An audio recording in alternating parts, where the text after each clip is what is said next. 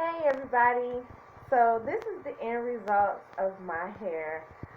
It took me about, I want to say 5 hours because, when you are comfortable at home doing your own hair, you can take your time and, you know. But I did struggle because I could not part the back of my head for the life of me. But I believe that it came out pretty good because I have a lot of people requesting to have their hair done exactly the way that I did it. So I'm really excited about the end results as well. And I'm just hoping that it'll last me for a long time. I just put my bonnet on at night and I go to sleep. So, um, yeah.